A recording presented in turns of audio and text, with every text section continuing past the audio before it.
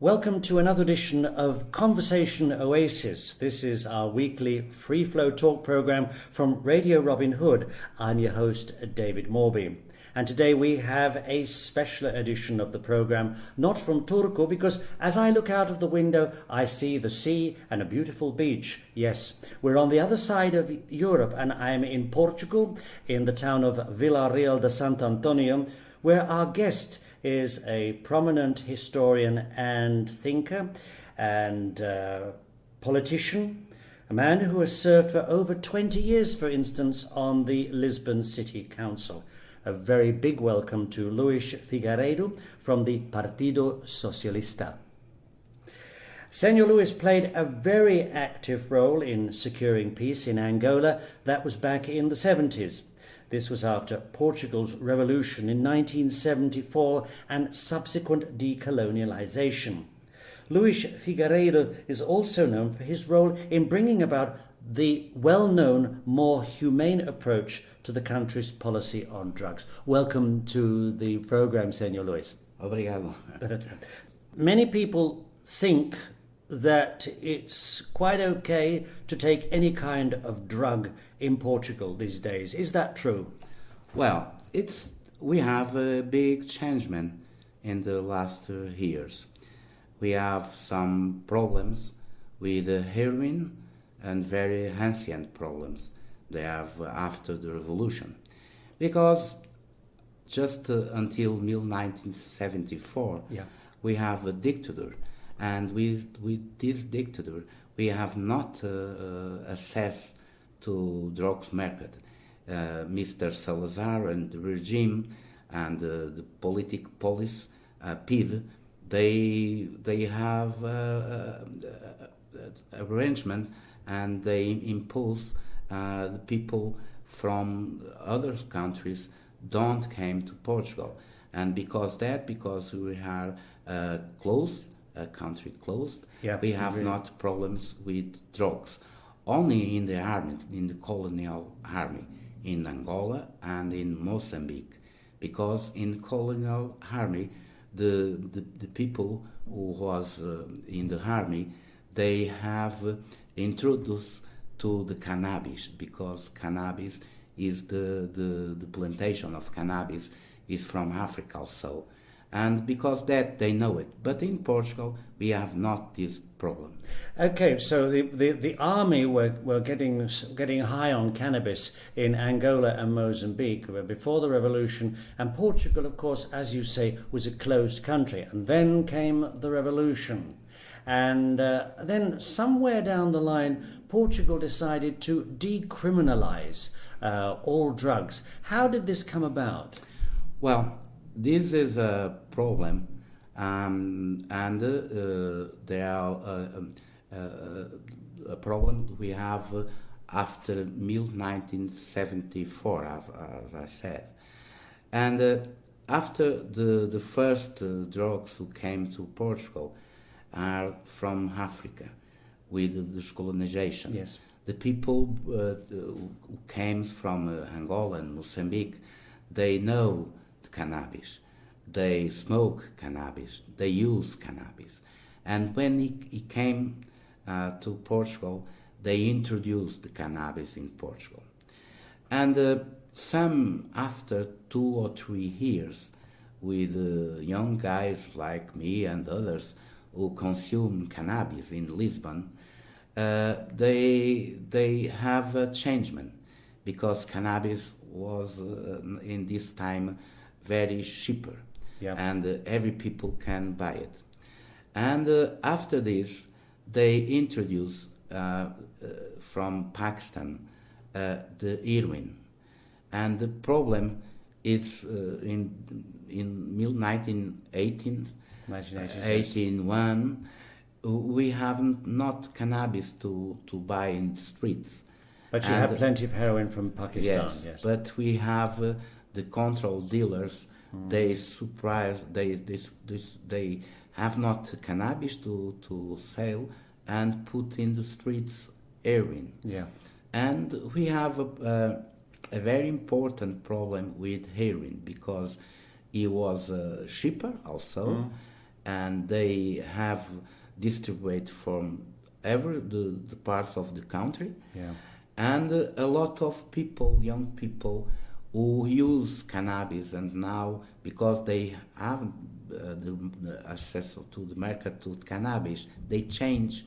Well, we gonna try Yeah. now heroin, but the problem is because cannabis don't give the people dependence, and heroin, it's not like this. It's the more important drugs we can use, yes. and we have a lot of problems with that. And after many years, they sell for example, in Lisbon, it's the town where I live and I see, we have one place in Lisbon. The people stay there every day at any time, and they buy heroin and they inject in streets, and they sleep in streets because Portugal is a warm country. Yes. And that is very difficult to the people see young people when we go by bus to jobs in streets and consume in streets heroin. And this is a time very difficult, and it affects more or less 100 people, and we have a lot of problems with the families. Yeah. We have a lot of problems with policemen, and we have not like politics. We have not a response to that, and because that we have created a market and jobs for people who won't live like dealers, like who work to the people who make the commercial and put the heroin in Portugal. After this, we more or less in the 18th, we have also from Morocco, from Algeria, and from the south, we have introduction of not cannabis, but now we call it hashish. Yes. A different kind of cannabis. Yes.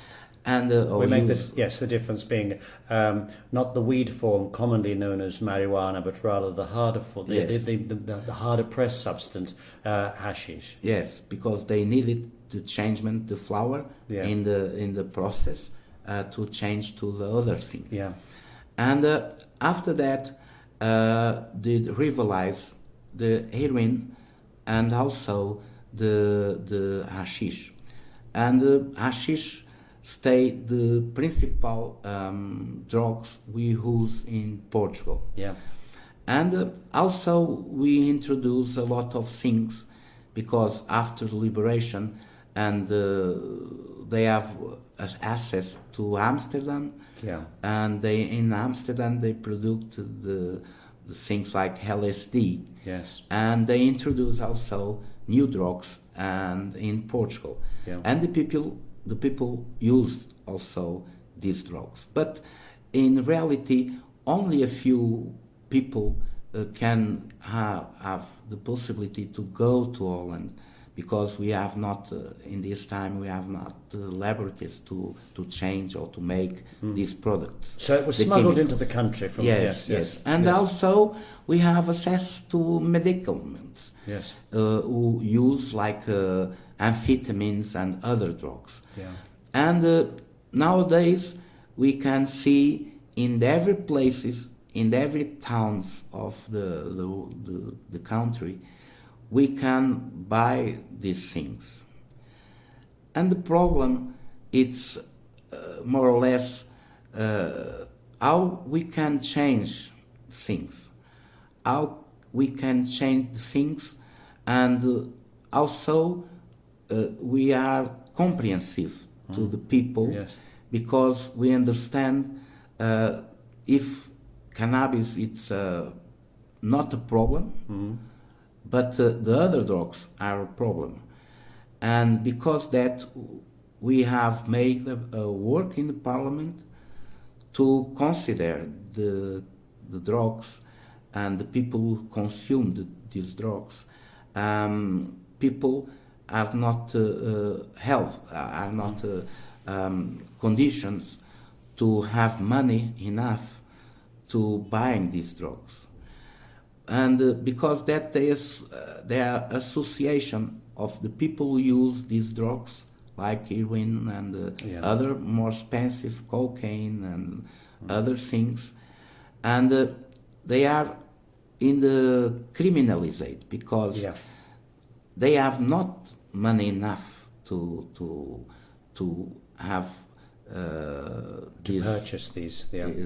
Exactly, and after that they stolen in this home. They steal. They steal things in home. They have problems. The parents put the guys in streets.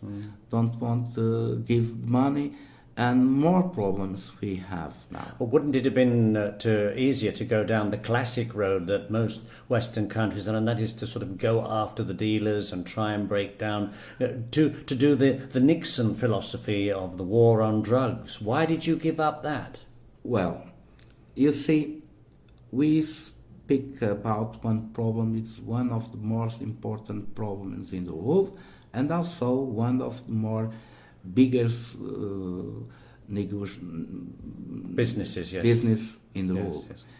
And more or less after in the beginning of the counterculture in the United States, in the 60s, we have a problem, and the problem, it's not a problem from the United States, but a problem from the world. And this is what is the problem? The problem is the drugs are one of more interesting business in the world. And the dealers, the traffickers, they have by the politics, the banks, and the police. And because that, we can do nothing until we change the changement. Which is the process, actually, which is happening in Finland, where the head of the drug squad in the city of Helsinki, the capital, is currently on trial for drug offences. He denies the charges, and the same is also happening in Norway as well, in the capital Oslo, where the head of the very important policeman in the drug squad is now facing charges himself of dealing in drugs. It's something that just cannot be controlled. Well, by law. We can control because they control the leaders, the dealers control effectively the banks, the economy. They control the police, and they control also the financial capital. Why? If you see in the countries, if we can win the war against the drugs, what you can do if they buy the politics, the banks, the capital, and what you can do? We can change the thing. I don't discuss the question of liberty because I believe in our world, in the contemporary world, in the 21st cycle, we have the liberty to consume everything we want. I believe in that. But I believe also, and I know, they affect the body. I believe the people who consume are information of things because they know about this. We consume tobacco. We consume sugar. We consume salt. We consume drugs. Legal drugs. We consume alcohol. And if the states want people with health, well, why they sell this? There are no limit in Portugal, for example, to drink alcohol. if I want, every day I go to a restaurant or a supermarket and I bring 5 or 6 bottles of wine and I drink everything. And they don't say nothing. Correct. And why? It would be a paradise for many people in Finland, Yeah. I think.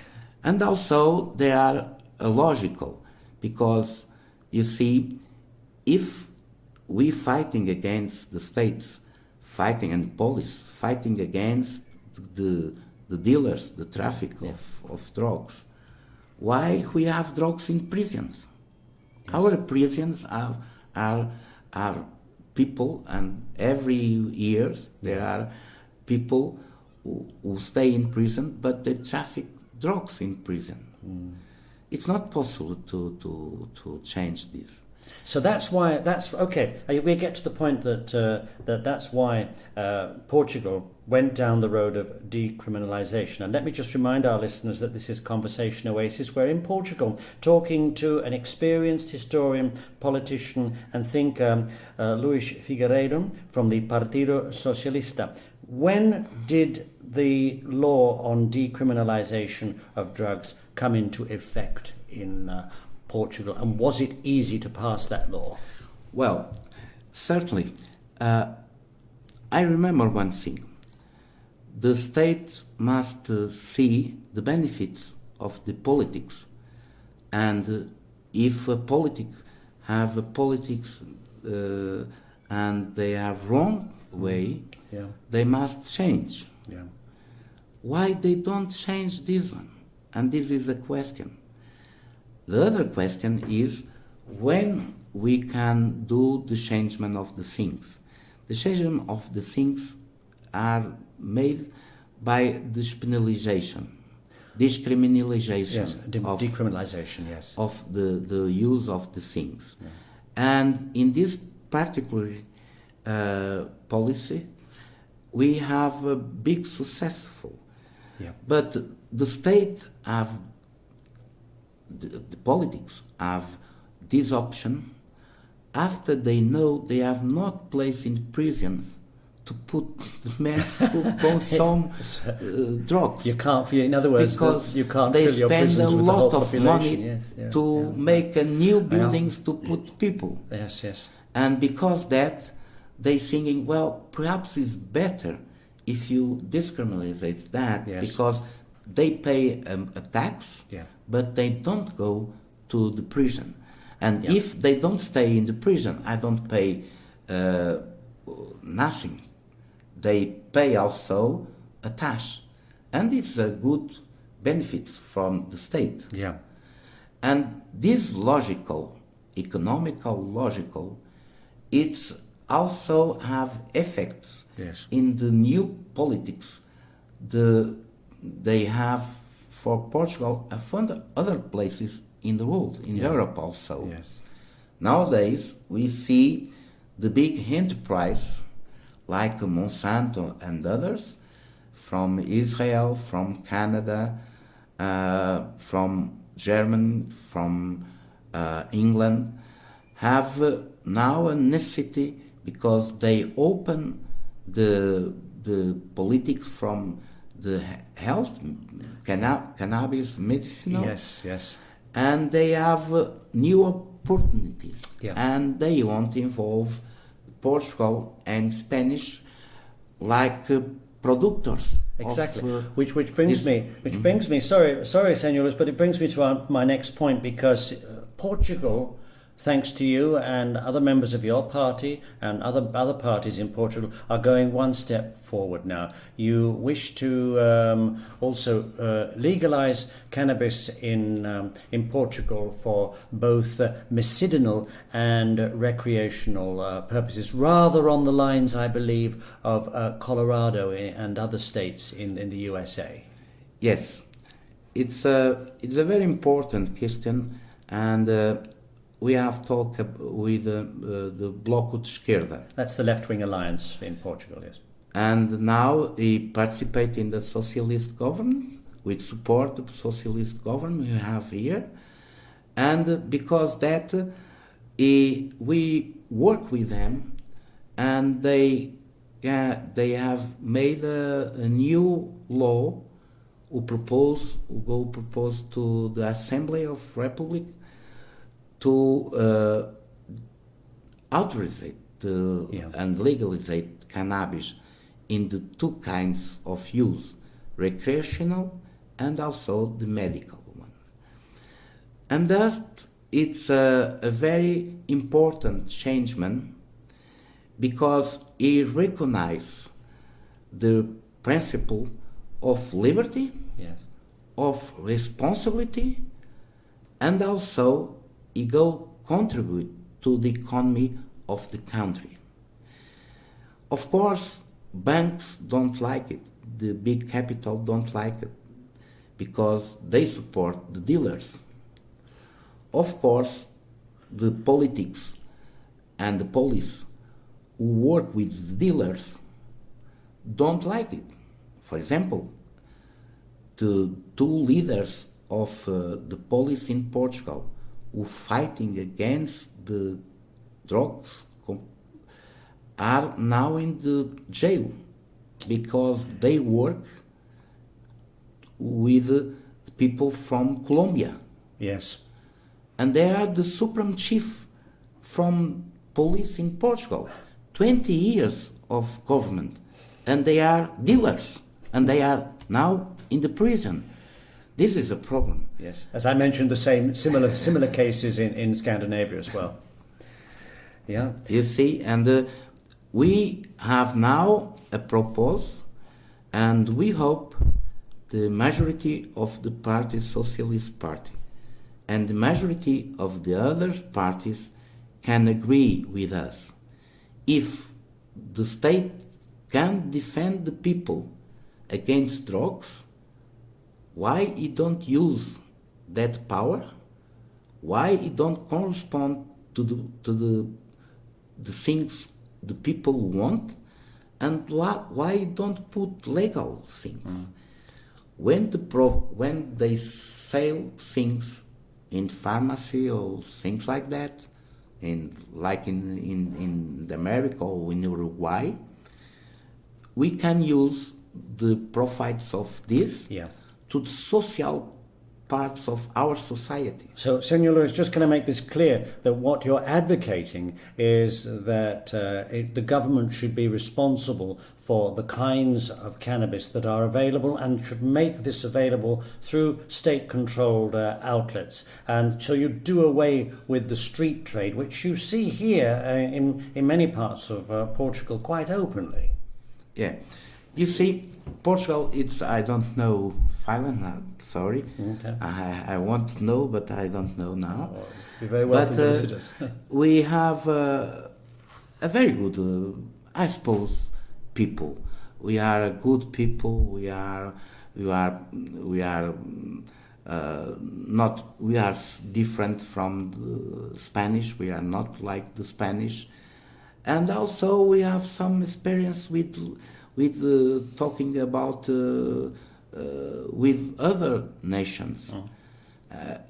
If we can do this in Portugal, if we can do this changement, perhaps we can use other drugs to put more later in the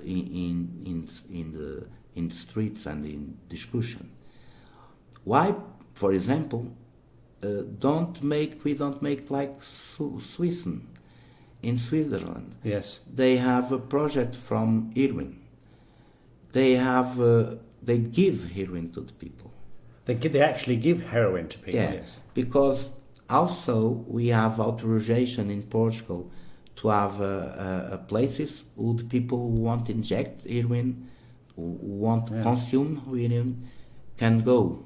But the cost to society of looking after those people. This is one argument that one hears, that okay, yes, if you let people inject heroin, it's such an addictive drug that really it would be better to get people off heroin rather than say, well, you go to the shop, and this is where the conversation gets very confused between drugs. Yes, it's because that, and we understand that, and but also when it's different. If you go to a place and consume cannabis, it's one thing.